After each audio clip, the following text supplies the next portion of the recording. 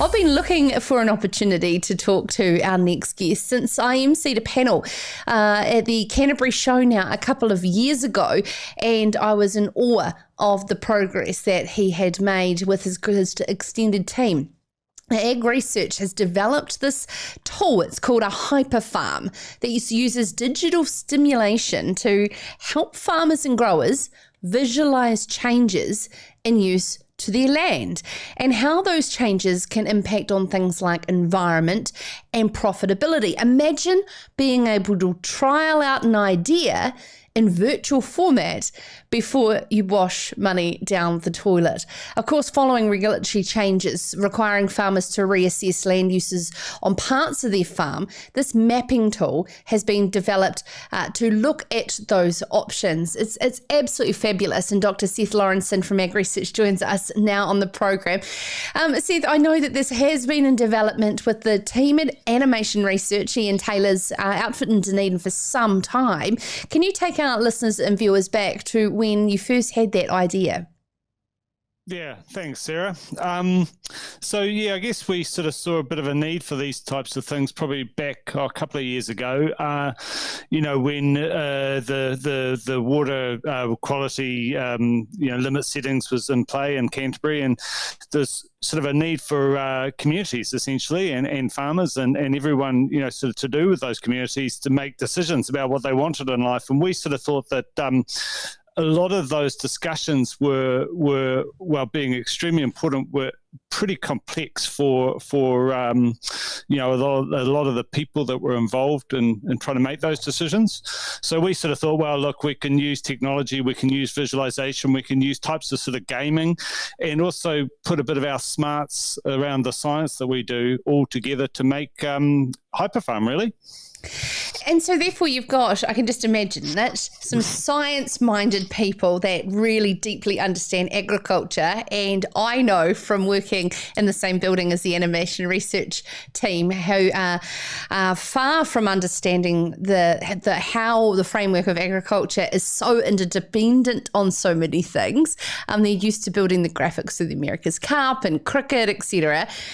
The conversations would have been very interesting on the outcomes you were trying to achieve from a development perspective. Yeah.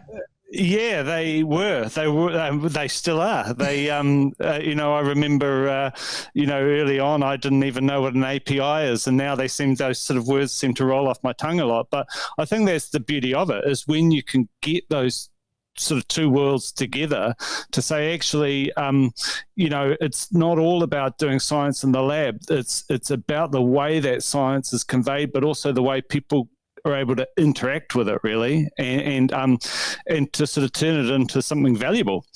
And I wouldn't even say it's been tough. It's been really exciting, and it's been a really rewarding 2 years that we've been at this project, and we're hoping to get something out to end users very soon.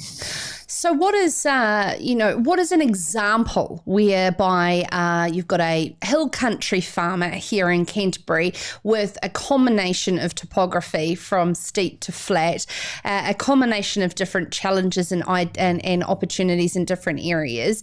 How would they start to utilise this that was some tangible outcomes and visualise that for regulatory purposes, but also too from a profitability perspective as well? Yeah, so I guess put simply, what we're trying to do is give that farmer some options, and that might be, well, I know paddock 54 is a trouble paddock for me, and that's an issue that I need to resolve to meet a requirement with the council. Or it might be, actually, I'm not sure whether this area of my farm is best in this particular land use. I might like to consider a different land use. And importantly, I don't think we're trying to make the decision for the farmer. we're trying to just fuel the conversation around it. So we're just trying to put the science and the ease into the discussion, so they can sit at the kitchen table and say, well, actually, would we consider growing blueberries, or how does growing apples stack up against the pine trees that we currently have? And it's really just to fuel those discussions and for that group of people to better sort of see where they see their future. In terms of agri-tech, the word interoperability is one often discussed, and for this to be successful, everyone needs to be plugging in as much information as possible so that those models are as accurate as they can be. What sort of success are you having in those conversations with all of the stakeholders? I think we're starting to have those discussions now, really. I think what we've focused on is saying, right, well, let's put something else on the table so people know what we're talking about.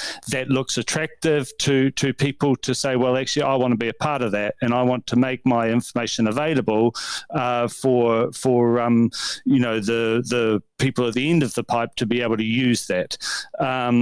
I think it's quite a neat discussion for particularly CRIs that this form of micropayment, let's charge people $1.50 or 80 cents as opposed to large sums of money because they're using it quite regularly. I think these types of models are really good for us as a way to get our science out to the public, but also, the reality is we do need to be paid for it because we've got, realities in life that mean that we need to be paid. But I think what we're trying to do is to change the discussion around we need to be paid and more around how do we actually create valuable impact for these land use decision making. Yeah, I mean, it's super exciting. So, I mean, what type of economic scale does Hyperfarm need to get to for it to be cost effective for a farm to get modelled and be in the system to then be able to start using it? Is it very much still at a beta stage and a very costly exercise for only the super keen, or will it get down in price? No, so it is. That's a really good question, and that's something that we focused a lot on this third generation tool that we're now building closely with Ngāi Tahu, and we're aiming to roll that out to 12 iwi around the country in conjunction with New Zealand Trade and Enterprise in July. And we've done quite a lot of work to reduce the computing power that's required to run Hyperfarm by asking farmers, what level of information is required for the particular decisions that we're hoping to support. And so there's been a lot of work around the user interface, a lot of work around, making it really simple and friendly to use, but not compromising that science. I think what we would hope that this would come. It wouldn't be an expensive tool, and we would look to partner where we could. I mean, I can see it getting to a point that every farm has a certificate of title on a flat 2D perspective, that every piece of land in New Zealand gets it to a point of a 3D that can be made available as a point of difference when you go to sell your property. Because imagine that ability to do due diligence on different models of land use when you're looking at buying a property. I'm just giving a hint here over to some of our real estate companies to get behind this, because that is where there is becoming a real blockage, let alone ECAN being able to have a look of what's going on as well. So is that the goal, to get it to a point that it's a digital footprint of our land here in New Zealand? I think you've hit the nail right on the head there. I think, if I'm out to buy a piece of land and I want to grow, for instance, hops, I can scan through areas where there's land available and to assess whether, that is a suitable place for hops, assess some of the logistics around how do I get my hops to somewhere where they're going to be dried, and to really start going that next level of decision making towards buying that property. And I think where we've positioned ourselves is not in recreating tools, but it's really trying to provide that umbrella across existing tools and to try and make the existing tools communicate, for instance, on the same spatial scale with each other.